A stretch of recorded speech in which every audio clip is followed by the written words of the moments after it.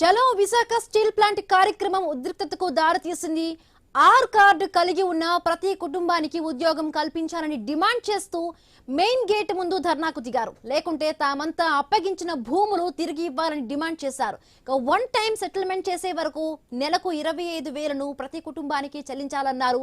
విశాఖ ఉక్కు నిర్వాసితులు, కార్మిక అఖిలపక్ష నేతలు సంఘీభావం తెలిపారు. ధర్నా నేపథ్యంలో భారీ బందోబస్తు ఏర్పాటు చేశారు.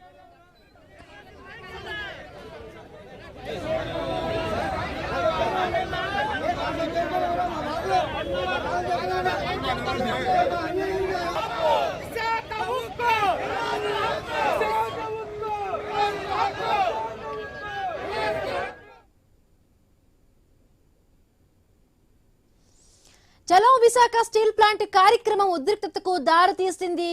ఇప్పటికే నిర్వాసితులందరూ కూడా ఈ కార్యక్రమంలో నిరసన చేస్తూ కూడా మెయిన్ గేటు వద్ద కూడా వాళ్ళు నిరసన చేస్తున్నట్టుగా తెలుస్తోంది. ధర్నాకు దిగారు. రైట్, మరిన్ని పూర్తి అప్డేట్స్ మా కరెస్పాండెంట్ విశాఖ నుంచి రాజు అందుబాటులో ఉన్నారు. రాజు, ఇప్పుడు సిచ్యువేషన్ ఏ విధంగా ఉంది? ముఖ్యంగా కూడా నిరసనలో పాల్గొన్నారు ఉక్కు నిర్వాసిత వాళ్ళందరూ పాల్గొన్నారు. వాళ్ళ డిమాండ్స్ ఏంటి రాజు?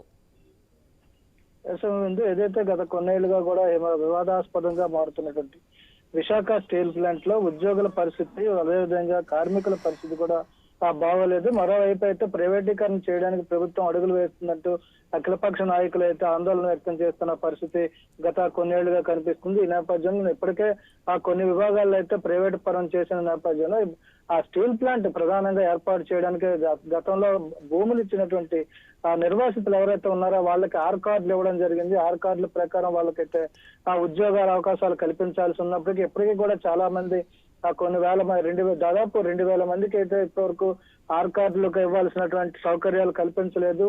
వాళ్ళకు ఉద్యోగాలు ఇవ్వకపోగా ఇప్పుడు ఆ స్టీల్ ప్లాంట్ ని ప్రైవేట్ పరం చేయడానికి ప్రభుత్వం ముందుకు వెళ్తుంది అని చెప్పి ఆందోళన వ్యక్తం చేస్తూ అదే నిర్వాసితులు అయితే ఆందోళన వ్యక్తం చేస్తున్నారు. ఈ నేపథ్యంలో చలో ఆ స్టీల్ ప్లాంట్ కార్యక్రమానికి కూడా పిలుపునివ్వడం జరిగింది. ఉదయం నుంచి కూడా ఆ స్టీల్ ప్లాంట్ మెయిన్ గేట్ దగ్గర అయితే నిర్వాసితులు అందరూ కూడా వేలాది సంఖ్యలో అక్కడ చేరుకున్నారు. వాళ్ళకైతే అఖిలపక్ష కార్మిక సంఘాల నాయకులు కూడా సంఘీభావం తెలిపింది. దీంతో అక్కడైతే భారీ ఎత్తున నిర్వాసితులు అదేవిధంగా కార్మికులు రావడంతో ముందస్తుగా సమాచారం ఉన్నప్పటికీ ఉన్న నేపథ్యంలో పోలీసులు కూడా అదే సంఖ్యలో అక్కడైతే మోహరించడం జరిగింది.